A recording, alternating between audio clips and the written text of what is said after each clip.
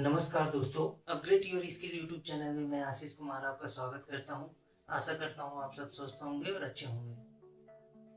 तो आज से हम मैथ्स का सीरीज स्टार्ट करेंगे दोस्तों, जिसमें सबसे पहला चैप्टर रहेगा सांख्य पद्धति या नंबर सिस्टम। ठीक है, इससे पहले हमने जो मैथ्स में सीखे थे वो तो ठीक थी दोस्तों, जो आपको आना ही चाहिए, जैसे फास्ट कैलकुलेशन, फास्ट वर्ग निकालना, फास्ट क्यूब निकालना, ये सब तो आना ही चाहिए। इसलिए सबसे पहले हमने वही बनाया था। और यदि आप नहीं देखे हैं तो सबसे पहले वो सब सीख लीजिए। फास्ट वर्ग निकालना है या फास्ट कैलकुलेशन करना है या फास्ट क्यूब निकालना है या पहाड़ा पहाड़ा सिखाया था पहले ही वीडियो में मैंने। 1 से 100 तक का पहाड़ा बिना याद किए आप कैसे विद इन 2 से 4 सेकंड में दे सकते हैं। तो ये सब आना ही जरूरी है। तब ये जब सीख जाते हैं तब ये सब गणित बनाने में आपको अच्छा भी लगेगा और मजा भी आएगा। तो चलिए बिना समय गंवाए आज का वीडियो स्टार्ट करते हैं। आज का है गणित में हमारा पहला चैप्टर सांख्य पद्धति, नंबर सिस्टम। तो नंबर सिस्टम में प्रश्नों को हल करने से पहले हम उसके कुछ डेफिनेशन को जान जाते हैं दोस्तों, जो बहुत इंपॉर्टेंट होती है। जैसे आपसे बोल दे पूर्ण संख्या क्या होती है, ठीक है, या 5 क्रमागत सम संख्या का योग लिखे। अब जब तक आप सम संख्या ही नहीं जानेंगे तब कैसे लिखेंगे। या आपसे पूछ लिया जाए 1 से लेकर 50 तक क्रमागत विषम संख्याओं का योग, तब आप क्या करेंगे। जब तक उसका डेफिनेशन ही नहीं जानेंगे तब तक उन प्रश्नों को कैसे हल करेंगे। तो नंबर सिस्टम में हमारा पहला वीडियो है जो कि नंबर सिस्टम के डेफिनेशन से संबंधित है। तो आज के वीडियो में हम डेफिनेशन जानेंगे और अच्छे से जानेंगे। तो चलिए स्टार्ट करते हैं। बात करते हैं प्राकृत संख्या। ठीक है, प्राकृत संख्या किसे कहा जाता है, तो गिनती की संख्या को प्राकृत संख्या कहा जाता है।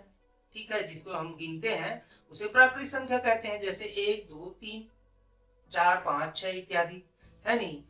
और ये धनात्मक होती है। मोस्ट इंपॉर्टेंट बात, ये बात आपको कहीं नहीं बताया जाएगा, धनात्मक होती है। ठीक है, प्राकृत संख्या धनात्मक होती है। अब यदि इसी में हम शून्य ऐड कर दे, 1 2 3, अब इसी में हम शून्य भी ऐड कर दे, तब जाके इसे पूर्ण संख्या कहा जाता है। ठीक है, तब जाके इसे, यदि हम खाली यहाँ से 1 से स्टार्ट करें, 1 2 3 4 जो धनात्मक संख्या है, तो उसे प्राकृत संख्या, नेचुरल नंबर कहा जाता है। यदि इसी में हम शून्य भी ऐड कर दे तब उसे पूर्ण संख्या कहा जाता है। और इम्पोर्टेंट बात, यदि हम इसमें माइनस वाले भी अंक ले लें, -1 -3 -5 वगैरह माइनस वाले भी अंक ले ले, तब उसे पूर्णांक संख्या कहा जाता है, इंटेजर कहा जाता है। तो समझ गए होंगे प्राकृत संख्या क्या होता है। धनात्मक संख्या या गिनती के संख्या को प्राकृत संख्या कहा जाता है, नेचुरल नंबर। और यदि उसमें शून्य ऐड कर दिया जाए तो पूर्ण संख्या कहलाती है। और उसमें माइनस वाले भी अंक सम्मिलित कर लिया जाए तो पूर्णांक, इंटीजर संख्या कहा जाता है। ठीक है, अब बात कर लेते हैं सम संख्या। 2 से विभाजित होने वाली संख्या को सम संख्या कहा जाता है, इतनी सी बात है। और जो 2 से विभाजित नहीं होता उसे विषम संख्या कहा जाता है। उम्मीद करता हूं आप समझ रहे होंगे। भाज्य संख्या, ऐसी प्राकृत संख्या जो एक या स्वयं के अतिरिक्त दूसरी संख्या से भी विभाजित हो जाए। ऐसी संख्या जो एक से, खुद से और अन्य संख्या से भी विभाजित हो जाए उसे भाज्य संख्या कहा जाता है। जैसे एग्जांपल लेता हूं यहाँ 6, ठीक है, ये 1 से भी विभाजित हो जाएगी, खुद से भी विभाजित हो जाएगी, 2 से भी विभाजित हो जाएगी, 3 से भी विभाजित हो जाएगी। तो ऐसी संख्याओं को भाज्य संख्या कहा जाता है। और अभाज्य संख्या, अभाज्य संख्या वो होती है जो खुद से और एक के अलावा किसी अन्य संख्या से विभाजित ना हो।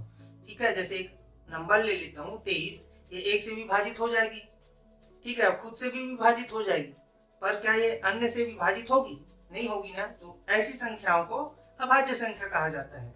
ठीक है, अब इसमें ध्यान देने योग्य वाली बात यह है कि इसमें जो पहला अंक है ये 2 से स्टार्ट होता है। याद रखेंगे, अभाज्य संख्या 2 से स्टार्ट होता है, क्योंकि 2 ही एक ऐसा नंबर है जो 1 से होगी और खुद से होगी। अब बताइए क्या ये कोई और अंक से भाज्य होगी? 2 नहीं होगी ना, इसलिए अभाज्य संख्या है। याद रखेंगे, प्रथम अभाज्य संख्या 2 है। ठीक, और यही एक लौता ऐसा अंक है जो सम संख्या है, बाकी सब विषम संख्या है। ठीक है, सम और विषम तो आप समझ गए होंगे। अब आगे बढ़ते हैं, जान लेते हैं परिमेय संख्या। परिमेय संख्या, जो संख्या p और q, ठीक है, p और q के भाग के रूप में हो और यहाँ पे जो q है वो 0 ना हो, ठीक है, q बराबर 0 ना हो, ऐसी संख्या को परिमेय संख्या कहा जाता है, रेशनल नंबर। ठीक है, जैसे 3/4, 17/49, 0, 5 इत्यादि। ठीक, वे खाली 0 है तो इसके यदि कोई भी अंक है तो उसके नीचे 1 माना ही जाता है, याद रखेंगे।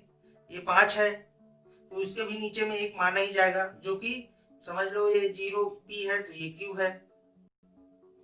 ठीक है, ये q है जो कि q बराबर नहीं है 0 के, 1 है ना भाई, तो ये समझ गए होंगे। बात करते हैं अपरिमेय संख्या, जो संख्या p q के रूप में ना हो, ठीक है, इस फॉर्म में ना हो, जहां p और q पूर्णांक हो। अब पूर्णांक भूले तो नहीं होना आप, इंटीजर ऊपर बताया था। इंटीजर क्या होता है, वो अंक जैसे प्राकृतिक संख्या होती है, नेचुरल नंबर होती है 1 2 3 जो धनात्मक होती है, यदि उसमें शून्य ऐड कर लिया जाए या उसमें ऋणात्मक संख्या भी ऐड कर लिया जाए तो ऐसी संख्या को पूर्णांक संख्या कहा जाता है, भूलना नहीं है। ठीक है, ये सब बहुत इंपॉर्टेंट है और बहुत काम आती है दोस्तों। तो अपरिमेय संख्या, जो संख्या p और q के रूप में ना हो, जहां p और q पूर्णांक है और q बराबर नहीं है 0 के, मतलब q का कुछ मान है, 0 नहीं है। ठीक है, जैसे √5, √8, √15, √7/4, इस टाइप के संख्याओं को अपरिमेय संख्या कहा जाता है। वास्तविक संख्या, रियल नंबर। परिमेय और अपरिमेय संख्या, अब जितने भी संख्या है तो संख्या ना, तो इन्हीं सभी संख्याओं को वास्तविक संख्या या रियल नंबर कहा जाता है। याद रखने वाली चीज ये है, 1 से 25 तक अभाज्य संख्याओं की संख्या 9 होती है, याद रखेंगे। कौन कौन सी है ऊपर देख लीजिएगा, इसका पीडीएफ आपको प्रोवाइड किया जाएगा, इवन हमारे सभी वीडियो का पीडीएफ आपको उपलब्ध कराया जाएगा। ठीक है, दूसरा है 1 से 50 तक अभाज्य संख्याओं की संख्या 15 होती है, 1 से 100 तक 25 होती है, 50 से 100 के बीच 10 होती है। ठीक है, 50 से 100 के बीच 10 होती है और 25 से 50 के बीच में 6 होती है। तो ये थी कुछ इंपॉर्टेंट, वही लिया हूँ जो इंपॉर्टेंट रहता है एग्जाम के पॉइंट ऑफ व्यू।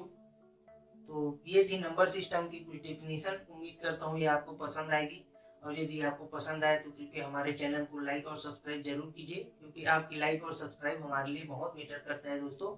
धन्यवाद।